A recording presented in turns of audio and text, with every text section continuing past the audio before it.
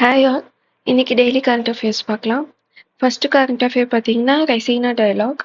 இது வந்து ministry of external affairs அவங்க வந்து கண்டக்ட் பண்ணுறாங்க. இது வந்து மல்டிலேட்ரல் மீட்டிங். எதை பற்றி பேசுவாங்கன்னா மல்டிலேட்ரல்னா நிறையா, பைலேட்ரல்னா 2 கண்ட்ரீஸ். இது நம்ம ஆல்ரெடி பார்த்துருக்கோம் இல்லைங்களா? ஸோ இது வந்து ஒரு மல்டிலேட்ரல் டயலாக்.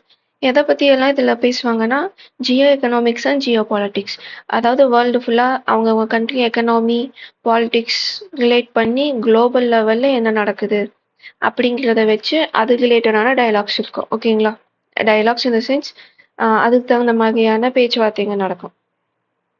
இது ஃபர்ஸ்ட் எப்போ வச்சு ஹெல்ப் பண்ணாங்கன்னா 2016. அதுதான் ஃபர்ஸ்ட் மீட்டிங். எங்கன்னா நியூ டெல்லி. இது வந்து இந்தியா கண்டக்ட் பண்ணுறதுனால ஆனுவலி ஒவ்வொரு வருஷமும் நியூ டெல்லியில தான் நடந்துட்டு இருக்கு. ஓகேங்களா? இந்த வருஷமும் நியூ டெல்லியில தான் நடக்குது. இந்த ரெசீனா அப்படின்னு என்னன்னா நியூ டெல்லியில இம்பார்ட்டண்ட்டான கவர்மெண்ட் ஆஃபீஸஸ் எல்லாம் இருக்கும் இல்லைங்களா? பார்லிமெண்ட்டு, ராஷ்டிரபதி பவன், ரொம்ப இம்பார்ட்டண்ட்டான கவர்மெண்ட் ஆஃபீஸ் எல்லாம் ஒரு பிளேஸ்ல இருக்கும். அந்த இடத்த வந்து ரெசீனா ஹில்னு சொல்லுவாங்க. இது இந்தியா முன்னெடுத்து நடத்துறதுனால இதுக்கு வந்து ரெசீனா டயலாக்னு நேம் வந்திருக்கும். ஓகேங்களா? ரெசீனானா இந்தியாவில் தான் இருக்கு, நியூ டெல்லியில தான் இருக்கு அந்த இடம். ஓகேங்களா? 2025 தீம் என்னன்னா காலச்சக்ரா பீப்புள் பீஸ் அண்ட் பிளானட். இதுதான் வந்து 2025க்கான தீம். 6 thematic pillars. இந்த இயர்ல வந்து 6 பில்லர்ஸ் வந்து சொல்லியிருக்காங்க. என்னென்னா politics interrupted, shifting stands and rising tides, resolving the green trilemma, who, where and how, digital planet, militant mercantilism, the tiger's tail, rewriting development with a new plan, investing in peace. இது ஒன்றும் இல்லை, basically ஒரு 6 theme மாதிரி சொல்லி அது ரிலேட்டடாக இந்த வருஷம் அதிகமாக பேசியிருப்பாங்க. ஃபர்ஸ்ட் ஒன் என்னன்னா பாலிடிக்ஸ் இன்டரப்டட், அதாவது நம்மளோட குளோபல் பாலிசிஸை பற்றி பேசியிருப்பாங்க. ஒவ்வொரு கண்ட்ரீஸும் மற்ற கண்ட்ரீஸை எப்படி அஃபெக்ட் பண்ணுது அப்படிங்கிற மாதிரி. அடுத்தது சஸ்டெயினபிள் டெவலப்மெண்ட், கிரீன் எனர்ஜி, இது ரிலேட்டடானது தான் செகண்ட் பில்லர். தேர்ட் வந்து பார்த்தீங்கன்னா நியூவாக இருக்க டெக்னாலஜி ரிலேட்டடான டாக்ஸு. ஃபோர்த் வந்து இந்த எப்படி சொல்லலாம், இந்த இன்டர்நேஷ்னல் ட்ரேட்ல இருக்கிற ஒரு சில கண்ட்ரீஸ் வந்து எப்படி சொல்லலாம் அன்ஃபேராக நடந்துக்கிறாங்கங்கிற மாதிரியான கம்ப்ளைண்ட்ஸ் இருக்கு. ஸோ அது ரிலேட்டடான டாக்ஸ் தான் ஃபோர்த்து. ஃபிஃப்த் வந்து பார்த்தீங்கன்னா இதுக்கு முன்னாடி டெவலப்பிங் கண்ட்ரீஸ் இல்லைனா அண்டர் டெவலப்டுன்னு சொல்லிட்டு இருந்த கண்ட்ரீஸ் எல்லாம் இப்போ கொஞ்சம் கொஞ்சமாக பெட்டர் ஆகிட்டு இருக்காங்க. ஸோ அவங்களோட ரைட்ஸ் இல்லைனா அவங்களோட இன்ஃப்ளூயன்ஸை பற்றி பேசுகிறது தான் ஃபிஃப்த்து பில்லர். சிக்ஸ்த்து பில்லர் பார்த்தீங்கன்னா பீஸுக்கானது. ஓகேங்களா? ஸோ இந்த பில்லர்ஸ் வந்து பெருசாக டிஎன்பிசியில் கேட்க மாட்டாங்க. ஜஸ்ட் 6 பில்லர்ஸ் இருக்குன்னு தெரிஞ்சுக்கோங்க, தீம் என்னன்னு தெரிஞ்சுக்கோங்க. அதே ஃபர்ஸ்ட் மீட்டிங் எப்போன்னு நம்ம பார்க்கணும், அப்புறம் வென்யூ என்னன்னு பார்க்கணும், அப்புறம் இந்த நேமுக்கான மீனிங். அவ்வளோதான் நம்ம டிஎன்பிசிக்கு பார்க்க வேண்டியது.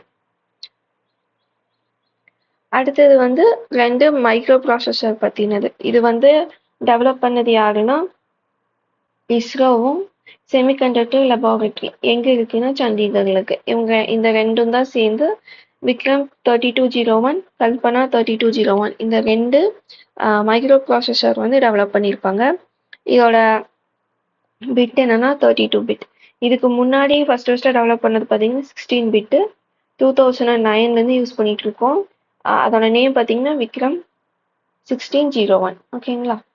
ஸோ இப்போ பார்த்தீங்கன்னா 3201, கல்பனா 3201 ரெண்டை வந்து டெவலப் பண்ணியிருக்காங்க. விக்ரம் 3201 வந்து டெஸ்டிங் அண்ட் வேலிடேஷன் பண்ணியிருப்பாங்க. எதுலன்னா POEM-4 மிஷனில். ஓகேங்களா? இது வந்து எக்ஸ்ட்ரீம் கண்டிஷனை வந்து வித்ஸ்டாண்ட் பண்ணும். Vikram micro processor. Kalpana micro processor பார்த்தீங்கன்னா ரிஸ்க் ஆர்கிடெக்சரில் வந்து மேக் பண்ணியிருப்பாங்க. இது வந்து மல்டிபிள் யூஸ் இருக்கு, இன்க்ளூடிங் ஸ்பேஸ். ஓகேங்களா? ஸோ விக்ரம் 3201 என்னன்னு பார்த்துட்டோம், கல்பனா 3201 என்னன்னு பார்த்துட்டோம். ஓகேங்களா? ஸோ யார் டெவலப் பண்ணியிருப்பாங்க? இஸ்ரோ. யார் கூட சேர்ந்துன்னா செமிகண்டக்டர் லெபார்டரி எங்கே இருக்கு? சண்டிகரில். ஸோ இது நம்ம ஃபர்ஸ்ட் தெரிஞ்சுக்க வேண்டியது. அப்புறம் ஃபர்ஸ்ட் நம்ம அதிகமாக யூஸ் பண்ணிட்டு இருக்கிறது பார்த்தீங்கன்னா விக்ரம் 1601. அது வந்து 2009 வந்து யூஸ் பண்ண ஆரம்பிச்சிருப்போம். விக்ரம் அதை வந்து எதில் டெஸ்ட் பண்ணியிருப்பாங்க 3201னா POEM-4 மிஷன். ஓகேங்களா? இந்த 3 பாயிண்ட்ஸ் தான் ரொம்ப இம்பார்ட்டன்ட். அடுத்தது மிலியோடிசிஸ். இது மிலியோடாசிஸ்ங்கிறது ஒரு டிராபிக்கல் டிசீஸ். அதாவது டிராபிக்கல் கண்ட்ரீஸ்ல மட்டும்தான் அதிகமாக பார்க்க முடியும். மேஜராக நார்த்தன் ஆஸ்திரேலியாலும் சவுத் ஈஸ்ட் ஏஷியாலேருந்து இது அதிகமாக பார்க்குறோம். ஓகேங்களா? So endemic to south east Asia, northern Australia, much of Indian subcontinent. இப்போ இது என்ன டிசீஸ்னா பாக்டீரியா காஸ் பண்ணுற டிசீஸ். இந்த பாக்டீரியா வந்து கிராம் நெகட்டிவ் பாக்டீரியா. ஓகேங்களா? It has high case fatality rate. அதாவது 16லேருந்து 50% வரைக்கும் கூட இது அஃபெக்ட் ஆகிறவங்க இறந்து போகிறாங்க அப்படின்னு சொல்கிறாங்க. ஸோ இது வந்து ஃபெட்டாலிட்டி ரேட் அதிகமாக இருக்குது. இதை வந்து குளோபலாக ரேர் டிசீஸ்ன்னு சொல்கிறாங்க. ரேர் டிசீஸ் குளோபலாக. அதே மாதிரி எமர்ஜிங் டிராபிக்கல் எண்டமிக் டிசீஸ்ன்னு சொல்கிறாங்க. ஓகேங்களா? ஸோ இதுதான் மிலியோடாசிஸை பற்றி நம்ம தெரிஞ்சுக்க வேண்டியது. இது வந்து பாக்டீரியா காஸ் பண்ணுது. அதே மாதிரி எங்கெங்கே எண்டமிக்காக இருக்குன்னா south east Asia and northern Australia. இந்த ஆஸ்திரேலியா மேபி நம்ம கன்ஃபியூஸ் ஆகும் ஆப்ஷனில் கொடுக்கும்போது. நார்த்தன் ஆஸ்திரேலியாவிலையும் இருக்குது. ஓகேங்களா? இந்தியன் சப்கான்டினென்ட்லேயும் இருக்குது. அடுத்தது இதை வந்து விட்மோஸ் டிசீஸ்ன்னு சொல்கிறாங்க. ஹை ஃபெட்டாலிட்டி ரேட் இருக்குது. இந்த டிசீஸ் பார்த்தீங்க அப்படின்னா அனிமலையும் அஃபெக்ட் பண்ணும், ஹியூமனையும் அஃபெக்ட் பண்ணும். ஆனால் அனிமல் டு ஹியூமன் டிரான்ஸ்மிஷன் கிடையாது. ஓகேங்களா? அனிமல் அஃபெக்ட் ஆகுது, ஹியூமன் அஃபெக்ட் ஆகுது. ஆனால் இன்ஃபெக்ட் ஆன அனிமல்லேருந்து ஹியூமனுக்கு பரவாது. ஓகேங்களா? So South Asia endemic to Bangladesh and Sri Lanka accounts for 44% of melioidosis case. So 44% case எங்கே இருக்குன்னா சவுத் ஏஷியா. சவுத் ஏஷியானா பங்களாதேஷ், ஸ்ரீலங்கா, இந்தியா, பூட்டான், இந்த சப்கான்டினென்ட் எல்லாமே சேர்ந்தது தான் சவுத் ஏஷியான்னு சொல்லுவோம். ஸோ இங்கே தான் 44% ஆஃப் தி வேர்ல்டு கேசஸ் வந்து பார்க்குறோம். ஒடிஷா தான் ஹாட்ஸ்பாட்டாக இருக்குது. ஏன் அப்படின்னா அந்த கிளைமேட்டு, அந்த அக்ரிகல்ச்சர், நேச்சர் வந்து அதுக்கான இந்த டிசீஸ் பரவலுக்கான வே வந்து ஏற்படுத்தி கொடுக்குது. ஓகேங்களா? சிம்டம் என்னன்னா ஸ்கின் இன்ஃபெக்ஷன்லேருந்து நியூமோனியா, செப்சிஸ் வரைக்கும் வரும். செப்சிஸ்னா நம்ம இந்த சீல் பிடிக்குதுன்னு சொல்கிறோம் இல்லைங்களா, அது வரைக்கும் எக்ஸ்ட்ரீம் கேசஸில் வந்து போகும். ஸோ ஃபஸ்ட்டு வந்து ஸ்கின் இன்ஃபெக்ஷனில் தான் ஃபஸ்ட்டு சிம்டமாக காட்டும். அடுத்து நியூமோனியாவோட சிம்டம் வரும். அடுத்து பார்த்தீங்கன்னா ரொம்பவே அந்த இன்ஃபெக்ஷனெல்லாம் பரவி அந்த செப்டிக் ஆகுது, அந்த மாதிரி கண்டிஷன் வைக்கும் கூட போகும். ஓகேங்களா? ஸோ இது வந்து environmentally driven infectious disease. So பொல்யூட்டான ஒரு அக்ரிகல்ச்சர் இல்லை கண்டாமினேட்டான அக்ரிகல்ச்சர் சாயில் இருந்தால் இது அதிகமாக பரவுது. ஸோ இது என்விரான்மெண்டலி ட்ரிவன் இன்ஃபெக்ஷியஸ் டிசீஸ். ஓகேங்களா? நெக்ஸ்ட் பார்த்தீங்கன்னா கேன்சருக்கான ஒரு நியூ தெரப்பி, அதாவது CAR கார் டி செல் தெரப்பி. இது வந்து இந்தியா வந்து கிளினிக்கல் ட்ரையலில் இருக்காங்க. இந்த கிளினிக்கல் ட்ரையலில் பார்த்தீங்கன்னா 73% பேஷண்ட்ஸ்க்கு வந்து ரெக்கவரி கிடச்சிருக்கு. அதுவும் இல்லாமல் இதுதான் ஃபஸ்ட்டு இந்த கார்-T-cell தெரப்பி வந்து இன்டர்நேஷ்னல் ஜேர்னலில் வந்து பப்ளிஷ் ஆகுது. ஓகேங்களா? ஸோ அதனால தான் இது வந்து ரிப்பீட்டடாக நியூஸ் பேப்பரில் 2 days வந்துச்சு. அதனால தான் நம்ம இதை பார்க்குறோம். Okay. So actually CAR T-cell தெரப்பின்னா ஒன்றும் இல்லை, நம்மளோட T-cell இம்யூன் செல்ஸில் B-cell T-cellனு இருக்கும். ஸோ அதில் வந்து T-cell வந்து யூஸ் பண்ணி நம்ம கேன்சரை வந்து இம்யூன் சிஸ்டமே டெஸ்ட்ராய் பண்ணுற மாதிரியான தெரப்பி தான் இது. இது வந்து ஃபர்ஸ்ட் எடுத்தோடனே கொடுப்பாங்களான்னா கிடையாது. இப்போ ஒருத்தவங்க தெரப்பி கேன்சர் ஆல்ரெடி வந்து ரெக்கவர் ஆகிருக்காங்க, மறுபடியும் அவங்களுக்கு வந்து அஃபெக்ட் ஆகுது அப்படின்னா இந்த தெரப்பி வந்து சஜஸ்ட் பண்ணுவாங்க. ஆர்எல்ஸ் இன்கேஸ் முன்னாடி கொடுக்குற ட்ரீட்மெண்ட், இந்த ரேடியாலஜி இந்த மாதிரி எந்த ட்ரீட்மெண்ட்டுமே ஒர்க் ஆகல, கீமோதெரப்பி இது எதுவுமே ஒர்க் ஆகல அப்படின்னா இந்த தெரப்பி வந்து சஜஸ்ட் பண்ணுவாங்க. ஓகேங்களா? பிகாஸ் இது வந்து ரொம்ப காஸ்ட்லியான தெரப்பி. அண்ட் தென் எப்படி சொல்லலாம், இது வந்து கொஞ்சம் இன்வேசிவான தெரப்பியாகவும் இருக்கும். ஸோ இது வந்து ஃபர்ஸ்ட் எடுத்தோடனே கொடுக்க மாட்டாங்க. பட் இதனால கியூர் பண்ண முடியும், முன்னாடி இருந்த எந்த ட்ரீட்மெண்ட்னாலும் கியூர் பண்ண முடியல அப்படின்னா தான் இதுக்கு வந்து வராங்க. ஓகேங்களா? ஸோ அது ஃபர்ஸ்ட் திங். என்ன பண்ணுவாங்கன்னா அந்த பேஷண்ட் கிட்ட இருந்து அந்த பிளட்ல இருந்து T-cell எடுத்துப்பாங்க. ஸோ பிளட்டை கலெக்ட் பண்ணி T-cells மட்டும் தனியாக பிரித்து எடுத்துருவாங்க. அதுக்கப்புறம் என்ன பண்ணுவாங்க அப்படின்னா அது அந்த அந்த இதில் வந்து ஜீன் இன்ஜினியரிங் பண்ணுவாங்க. ஸோ அந்த ஜீன் இன்ஜினியரிங் பண்ண T-cell வந்து அதிகப்படுத்துவாங்க. இப்போ நம்ம வந்து ஒரு T-cell இல்லைன்னா ஒரு சர்டன் நம்பர் ஆஃப் T-cell வந்து இது மாதிரி ஜீன் இன்ஜினியரிங் பண்ணியிருக்காங்கன்னா அதை வந்து மல்டிப்ளை பண்ணுவாங்க. மல்டிப்ளை பண்ணதுக்கப்புறம் அந்த பேஷண்ட்ஸ்க்கு அதை கொடுத்துருவாங்க.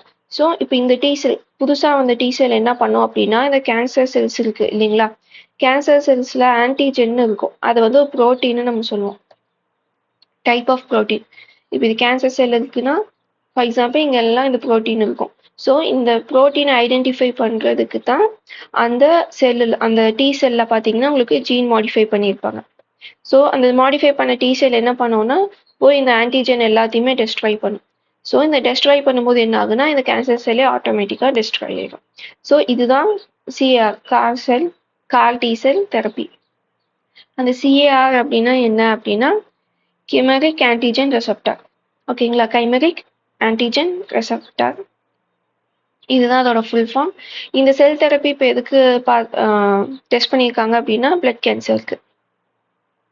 ஓகேங்களா, ஸோ அவ்வளோதான் இந்த டாபிக்.